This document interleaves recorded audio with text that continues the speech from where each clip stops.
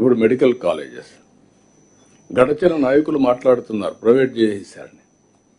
దాని పేరు కూడా ప్రభుత్వ కళాశాల పలాని ప్లేస్, పక్కన ప్రైవేట్ వాళ్ళ పేరు పెట్టి మేనేజ్ చేసుకుంటూ చిన్న నష్టాలతో వాళ్ళు మేనేజ్ చేస్తారు.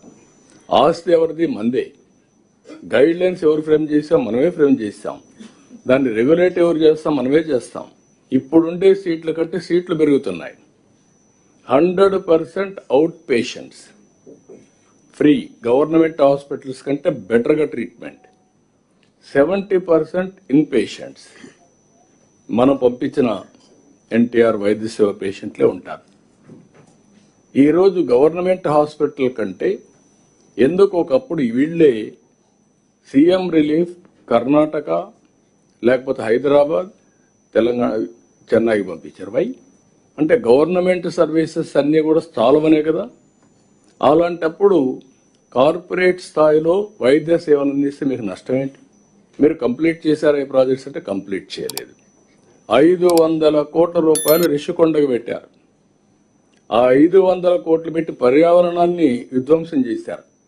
ఆ 500 కోట్లు పెట్టుంటే ఒక 2 కాలేజీలు వచ్చేటివి. కమిట్మెంట్ లేని పరిపాలన ఇది. నేనైతే ఆ పని చేయను, నేనైతే ఆ పని చేయలేను. దాన్ని ఏం చేయాలని ఇప్పుడు తెలియకుండా ఒక వైట్ ఎలిఫెంట్గా తయారయ్యే పరిస్థితి వచ్చింది. ఇలాంటి సమస్యలు ఉంటాయి.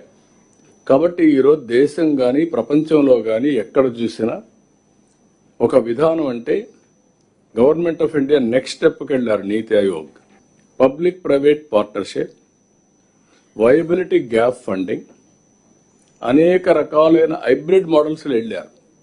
ఓకే, ఈ ప్రాజెక్ట్ మీరు చేయండి, దీంట్లో మీకు నష్టం వస్తుంది, 40% వరకు మేము ఫైనాన్స్ చేస్తాం, సబ్సిడీ ఇస్తాం. ఒక 5-6 ఏళ్ళు అయితే వైబిలిటీ వస్తుంది, సస్టైన్ అవుతుంది. This is the models are working.